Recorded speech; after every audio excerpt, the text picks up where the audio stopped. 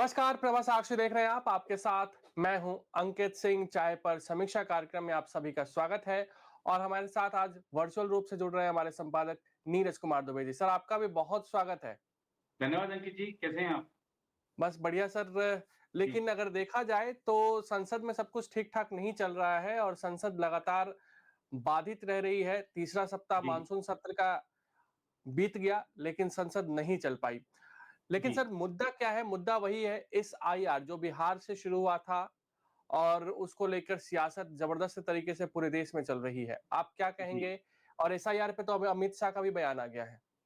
जी। नहीं देखिए, एसआईआर को लेकर जो राजनीति चल रही है वो बड़ी दुर्भाग्यपूर्ण है और चुनाव आयोग जो काम कर रहा है, सुप्रीम कोर्ट में ये मसला है, सुप्रीम कोर्ट भी निगरानी हम्म। कर रहा है और सुप्रीम कोर्ट के पास तक सब चीज़ें जा रही हैं। तो जब देश का सर्वोच्च न्यायालय इस मुद्दे को देख रहा है, सर्वोच्च न्यायालय भी इस बात को कह चुका है कि अगर कोई बड़ी संख्या में मतदाताओं के नाम हटाए जाते हैं तो हम दखल देंगे। और जब सर्वोच्च न्यायालय की निगरानी बनी हुई है तो कैसे कोई मनमानी कर लेगा। और चुनाव आयोग जब हर सवाल का जवाब दे रहा है, तब आप सिर्फ हमले किए जाएँगे और बेतुके आरोप लगाए जाएँगे। जिस आदित्य का नाम राहुल गांधी ने दिया उसके बारे में जो तमाम जो मीडिया संस्थान हैं वो खोज रहे हैं, किस तरीके से राहुल गांधी के हर दावे जो झूठे साबित हो रहे हैं। तो ये दिखा रहा है कि संवैधानिक संस्थाओं पर हमले करो। पहले ईवीएम निशाना होती थी, अब संवैधानिक संस्थान निशाना होते हैं और चुनाव से पहले ही ये हार मान लेने जैसी स्थिति है। तो ये आप देखिए कि ये लोग सीटों का बँटवारा नहीं कर पा रहे हैं, इनके उम्मीदवारों का चयन नहीं कर पा रहे हैं। उम्मीदवार शायद हो सकता है सारी सीटों पर कांग्रेस के पास हो भी ना, लेकिन इस तरीके का एक जो विवाद खड़ा करके देश की छवि खराब की जा रही है, देश के संवैधानिक संस्थानों की छवि खराब की जा रही है और संसद का जो कीमती समय बर्बाद किया जा रहा है, वो एक बड़ा गुनाह भी है। विपक्ष का काम ये ज़रूर है कि सरकार से सवाल किए जाएँ, विपक्ष का काम ये ज़रूर है कि सरकार जो विधेयक पेश करती है, उस पर जो भी संशोधन है वो सुझाए जाएँ। जनता को बताया जाए कि इस विधेयक में क्या चीज़ आपके हित की है, क्या आपके अहित की है, तब जनता भी जागरूक होती है। लेकिन विपक्ष ने जिस तरीके से कह सकते हैं कि अपनी जो भूमिका जब से खासतौर पे राहुल गांधी विपक्ष के नेता बने, तब से विपक्ष नाम की चीज़ नहीं रह गई है। हाँ, विपक्ष के नेता के नाम पर ज़रूर राहुल गांधी रोज़ाना मीडिया में किसी न किसी बहाने दिखते हैं तमाम तरह के आरोपों का पुलिंदा लेकर। आप देखिए कि देश का कितना बड़ा नुकसान हो रहा है। मैं उस खबर को पढ़कर हैरान था अंकित जी कि संसद ने एक ही दिन में रिकॉर्ड बनाया है संसद ने हमारी कि लोकसभा और राज्यसभा में 2 महत्वपूर्ण विधेयक पास हुए, दोनों शिपिंग मिनिस्ट्री से हम्म। संबंधित थे। और आप देखिए कि 2 विधेयक पास हुए और 1 दिन में हुए, 1 ही मिनट में हुए। मतलब आप सोचिए कि कितना बड़ा नुकसान है देश का कि विधेयक ऐसे पास हो रहे हैं कि जिस पर ना कोई चर्चा हो रही है, ना कुछ हो रहा है। इसके लिए विपक्ष बहुत ज़्यादा ज़िम्मेदार है क्योंकि सरकार को अगर सदन चले तो सरकार को जवाब देना पड़ेगा। सरकार से सवाल पूछे जाएँगे, सदन चल रहा होगा तो हम्म। सरकार को देना पड़ेगा, सरकार को घेरा जा सकता है, लेकिन बशर्ते कि सदन चले। अब आप देखिए कितना बड़ा नुकसान है ये। तो हमने एक उदाहरण दिया आपको कि 2 विधेयक सेम दिन और सेम मिनट। तो यानी कि आप सिर्फ हम एक खाना-पूर्ति कर रहे हैं, हम सिर्फ जो पैसा है वो बर्बाद कर रहे हैं। जो हमारे टैक्स पेयर्स हैं वो कड़ी मेहनत करते हैं, कर जमा करते हैं कि हमारा जो संसदीय प्रणाली है उसके माध्यम से हमारा लोकतंत्र और मजबूत हो। लेकिन संसदीय प्रणाली अगर इस तरीके की है तो हमको अब पुनर्विचार करना पड़ेगा कि हमको संसदीय प्रणाली कैसी चाहिए? क्या विपक्ष सब कुछ मतलब तबाह कर सके इतना अधिकार विपक्ष को होना चाहिए या नहीं? तो ये अब समय आ गया है जिस पर हमारे राजनीतिक दलों को मंथन करना चाहिए। हम एक देश एक चुनाव पर तो चर्चा कर रहे हैं, लेकिन सदन कैसे चले, जो समय बर्बाद नहीं हो, पैसा बर्बाद नहीं हो देश का, लोकतंत्र मजबूत हो, इसके लिए क्या करना चाहिए देखना होगा। और संवैधानिक संस्थाएँ जो काम कर रही हैं, चुनाव आयोग जो काम कर रहा है, उस पर आप चर्चा क्यों कराना चाहते हैं? पहले ज़रा चुनाव आयोग को अपनी कवायद पूरी कर लेने दीजिए। अभी शायद चुनाव आयोग ने पूरी जो अंतिम सूची है, वो भी नहीं जारी की है, तो ज़रा एक बार सारी चीज़ें आ जानी चाहिए। और आप देखिए, चुनाव आयोग बार-बार जब एक बात कह रहा है कि हमने जो अपने आप को जो प्रमाणित करते रहे हैं, हम उसका नाम उसमें शामिल कर रहे हैं। और एक भी ऐसा मतदाता जो हो, जिसने ये कहा हो चुनाव आयोग के पास जाकर बिहार का कि भैया हमारा नाम आपने काट दिया, हमने आपको दस्तावेज दिखाए। फालतू के नाम भले ही आ जा रहे हैं, आपने देखा कि कोई डोनाल्ड ट्रम्प के नाम से आवेदन कर दे रहा है, कोई डॉग बाबू के नाम से कर दे रहा है, इस तरीके के मतलब फालतू बन जा रहे हैं, लेकिन किसी का नाम, किसी जेन्युइन व्यक्ति का नाम कट गया हो, किसी ऐसा पॉलिटिकल कोई पार्टी ने सामने नहीं आपत्ति आया। भी दर्ज नहीं कराई अभी तक। जी, वही तो कह रहा हूँ ना कि बिहार की जनता जिसको कि चुनाव में अपना मतदान करना है, उनकी तरफ से कोई शिकायत नहीं है। उनके उनमें से एक भी ऐसा व्यक्ति जो जो वैध मतदाता होगा, उसने एक भी शिकायत नहीं करी है। जिनके जो अवैध थे, जो घुसपैठिए थे, उनको तो पता है कि अगर हम सामने गए और ये बताने के लिए कि हमारा नाम काट दिया है और हमने हमने घुसपैठ की है, तो देश से भी बाहर किए जाएँगे, तो वो तो चुप रहेंगे। लेकिन जो वैध मतदाता है, उसमें से किसी का नाम नहीं कटा है, एक भी आपत्ति नहीं आना इस बात की ओर इंगित करता है। बिल्कुल। और पहले कहा जा रहा था कि 1 महीने में काम कैसे पूरा होगा सर, और 1 महीने जी, में सभी का एक तरीके जितने लोग हैं उनका एक तरीके से वोटर लिस्ट में नाम आया।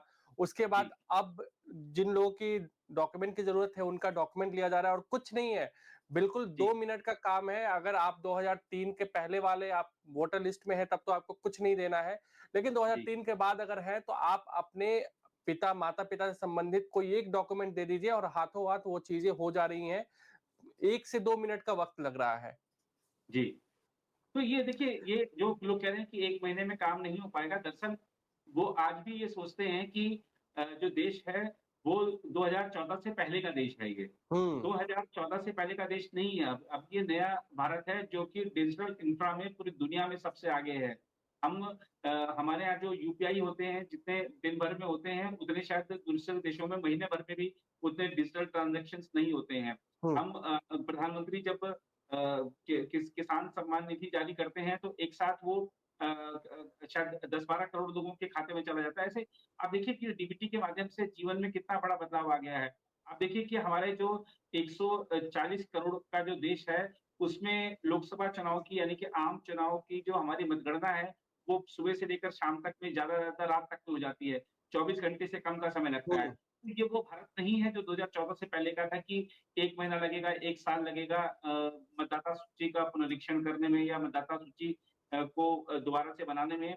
अब सब काम डिजिटल तरीके से होते हैं और जो ये दिखाता है देखिए ये क्या चीज़ें साबित करता है बिहार में 1 महीने से भी कम समय में अगर अ, प जो मतदाता सूची का पुनरीक्षण हो गया तो क्या साबित करता है कि हमारा डिजिटल इंफ्रा कितना मजबूत है। हमारे जो हुँ, गाँव-गाँव हैं, वहाँ पर इंटरनेट कितनी बड़ी ताकत के रूप में है, इंटरनेट की पहुँच कितनी है, ये सब दिखा रहा है और हमारे जो ग्रामीण मतदाता हैं, शहरी मतदाता हैं, वो जो डिजिटल रूप से कितने साक्षर हो चुके हैं, ये इस बात की भी पुष्टि करता है। तो सिर्फ मतदाता सूची का पुनरीक्षण नहीं हुआ है, बिहार की जो एक ताकत का भी प्रदर्शन हुआ है कि किस तरीके से बिहार जो है उसको इमेज आप कुछ भी बनाइए, उसके बारे में आप कुछ भी बोलिए, लेकिन ताकत रखता है। डिजिटल इंडिया में बिहार भी एक भूमिका निभाता है, महत्वपूर्ण भूमिका निभाता है और सबसे पहले आंकड़े बिहार से सामने आए हैं और ये दिखाता है कि भारत के गाँव-गाँव डिजिटल हो चुके हैं। भारत का जो ग्रामीण व्यक्ति है, हुँ। वो भी अपना जो फॉर्म है इंटरनेट पे खुद भर सकता है, इतना उसके पास सामर्थ्य है। तो ये जो लोग सोच रहे हैं कि ये काम 1 महीने में कैसे हो सकता है, उनको अपना ज़माना याद आ रहा है, ये ज़माना चला गया।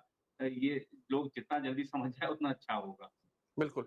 सर एक छोटा सवाल ये लेना चाहूँगा कि जिस तरीके से राहुल गांधी बार-बार वोट चोरी का आरोप लगा रहे हैं महाराष्ट्र और कर्नाटक को लेकर और जी, अलग-अलग दावे कर रहे हैं।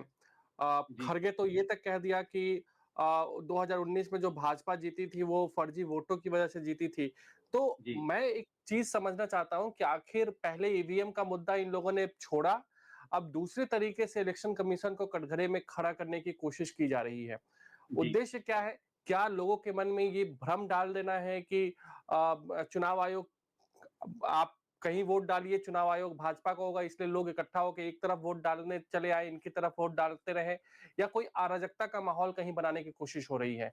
देखिए, अराजकता का ही माहौल है और आप देखिए कि इसमें जो विपक्ष है 2024 का लोकसभा चुनाव हम सबको याद है कि किस तरीके से भ्रम और भय का वातावरण बनाया गया था। हुँ, अफ़वाहें फैलाई गई थी कि भैया 400 इनकी आ गई तो संविधान बदल देंगे, ये कर देंगे, वो कर देंगे। विपक्ष उसमें कामयाब रहा, बीजेपी स्पष्ट बहुमत से बहुत पीछे रह गई। बीजेपी की ये गठबंधन सरकार है और गठबंधन सरकारों को गिराने का कांग्रेस का एक लंबा इतिहास रहा है। गठबंधन हुँ, सरकार चलाना कैसे दुश्वार किया जाए, दूसरे दल अगर नेतृत्व कर रहा है तो इस बारे में कांग्रेस मास्टर रही है और वही खेल खेला चल रहा है। आप देखिए कि वो तो ठीक है कि नरेंद्र मोदी जैसा सशक्त नेतृत्व है, तो ये सरकार आसानी से चल रही है। लेकिन अगर नेतृत्व कोई कुछ और होता, कोई और व्यक्ति अगर आज देश का नेतृत्व कर रहा होता, तो शायद इस सरकार के लिए भी कदम बढ़ाना मुश्किल हो जाता। और हुँ, ये भी बात हमको देखनी होगी कि कई सारे विधेयक ऐसे हैं जिन पर कि मोदी सरकार को पीछे हटना भी पड़ा है। कुछ अपने बड़े और कड़े निर्णय टालने तक पड़े हैं, क्योंकि गठबंधन हुँ, सरकार है। तो ये विपक्ष जो है, विपक्षी जो दल हैं, वो एक बार सफल हो चुके हैं। अफ़वाह और जो इस तरीके का भ्रम का वातावरण बनाकर मतदाताओं को बीजेपी के पक्ष में पूरी तरीके से जुटने में पूरी तरीके से 400 उनको देने में। तो अब विपक्ष को लगता है कि हम जितना इस तरीके का माहौल बनाएँगे ठीक है, इसका 100% असर नहीं होगा। हो सकता है 50% हो सकता है 40% हो, 30% हो, नकारात्मक भाव बनाया जाए और अगला जब चुनाव आए तब तक एक ऐसा माहौल बना दिया जाए कि यहाँ पे लोकतंत्र नहीं है, यहाँ पर संवैधानिक संस्थाएँ रिमोट कंट्रोल से चलती हैं। तो शायद अगर जैसा आपने देखा होगा कि चाहे मल्लिकार्जुन खड़गे हों, चाहे राहुल गांधी हों, सब यही क्या कहते हैं कि अगर 20-25 सीटें बीजेपी की और कम हो जाती तो उनको सरकार बनाने से रोक देते। हुँ, तो उनको पता है कि हम इनको बहुत ज़्यादा डाउन नहीं कर पाएँगे, लेकिन 20-25 जो सीटें हैं उससे अगर कम पर इनको ले आए, तो सत्ता से इनको दूर रखा जा सकता है। ऐसा ये प्रयास एक किया जा रहा है और ये पता है उनको कि ये जो प्रयास है हमारे, ये एक बार में रंग नहीं लाएँगे, इसके लिए सतत प्रयास करते रहने पड़ेंगे, सतत मेहनत करनी पड़ती रहेगी। तो वही काम चल रहा है और ये एक अ, दूरगामी एक लक्ष्य लेकर चल रहे हैं कि अगला चुनाव जीतना है, कैसे जीतना है, बीजेपी को कैसे 200 से नीचे लाना है और 200 से नीचे अगर बीजेपी चली जाती है, तो उनके लिए सरकार बनाना आसान हो जाएगा। इस तरीके के कदम चल रहे हैं और एक गठबंधन सरकार जैसे मैं आपको बार-बार कह रहा हूँ कि गठबंधन सरकार गिराने का जो एक रहा है कांग्रेस का इतिहास, उस इतिहास को कांग्रेस फिर से दोहराना चाहती है। ये एक चीज़ हमको ऐसा लगता है कि ये सब चीज़ें देखने में आ रही हैं। ट्रम्प एंड टैरिफ और ब्रिक्स देश कितना जी। ट्रम्प के ऐलान को कितना गंभीरता से लिया जाना चाहिए सर? देखिए, मैं अभी एक रिपोर्ट पढ़ रहा था अमेरिका के पूर्व उपराष्ट्रपति हैं माइक पेंस। उन्होंने अपना एक काफ़ी विस्तृत आलेख लिखा है, काफ़ी विश्लेषण किया है उन्होंने कि किस तरीके से जो डोनाल्ड ट्रम्प के टैरिफ्स हैं, ये अमेरिकी जनता को भारी पड़ रहे हैं। और अमेरिकी जनता भी अब नाराज़ हो रही है और किस तरीके से अमेरिकी जनता ने अब सड़कों पर उतरना शुरू कर दिया है। किस तरीके से अमेरिकी जनता ने अब दिखा दिया है कि ये जो डोनाल्ड ट्रम्प हैं, ये जो टैरिफ पॉलिसी लेकर आए हैं, इसके ज़रिए अमेरिकी अर्थव्यवस्था को बर्बाद किया जा रहा है और बात वो डेड इकोनॉमी कहते हैं रशिया को और भारत को, लेकिन वो डेड इकोनॉमी की तरफ वो खुद बढ़ रहे हैं और ये दिखा रहा है कि किस तरीके से जो अमेरिकी राष्ट्रपति हैं, अपने ही देश की अर्थव्यवस्था को नुकसान पहुँचा रहे हैं और जहाँ तक टैरिफ वार की बात है, आप देखिए कि जो उन्होंने भारत पर पेनल्टी लगाई है, आप एक तरफ ट्रेड टॉक्स कर रहे हैं, उनके प्रतिनिधिमंडल यहाँ पर आने वाले हैं और आप अनावश्यक दबाव बना रहे हैं और इस बात का जो ज़िक्र है वो जो अमेरिकी राजनीतिज्ञ हैं वो खुद कर रहे हैं कि किस तरीके से ये जो अमेरिकी राष्ट्रपति दबाव की राजनीति बनाकर जो बने-बनाए संबंध हैं हमारे, वो बिगाड़ रहे हैं। जो दूसरे देश हैं उनके साथ खासतौर पे भारत का ज़िक्र करते हुए चाहे निक्की हेली हो, चाहे माइक पेंस हो, सबने ज़िक्र किया इस बात का कि वर्षों से जो संबंध बने थे, उसको बिगाड़ा जा रहा है। लेकिन प्रधानमंत्री नरेंद्र मोदी स्पष्ट कर चुके हैं कि जो भारत के राष्ट्रीय हित हैं, उनसे कोई समझौता नहीं किया जाएगा। जो हमारे हुँ, मछुआरे हैं, जो हमारे पशुपालक हैं, जो हमारे किसान हैं, उनके जो हित हैं, उनसे कतई समझौता नहीं किया जाएगा। चाहे व्यक्तिगत रूप से उनको कोई भी कीमत चुकानी पड़े। तो अ, ब भारत जवाब दे रहा है और मुझे लगता है कि जो असली जवाब आने वाला है, उसके लिए हमको 1 सप्ताह का इंतज़ार करना चाहिए। 15 अगस्त को प्रधानमंत्री नरेंद्र मोदी ज़रूर लाल किले की प्राचीर से जवाब देंगे। बिल्कुल। तो आप सब हमारे साथ जुड़े चाय पर समीक्षा कार्यक्रम में सर आपका बहुत-बहुत धन्यवाद। नमस्कार। अगर आप भी लेना चाहते हैं देश दुनिया की तमाम जानकारी तो आज ही सब्सक्राइब करें हमारे चैनल को। साथ ही नीचे दिए बेल आइकन को जरूर दबाएं ताकि हर अपडेट आप तक पहुंच सके।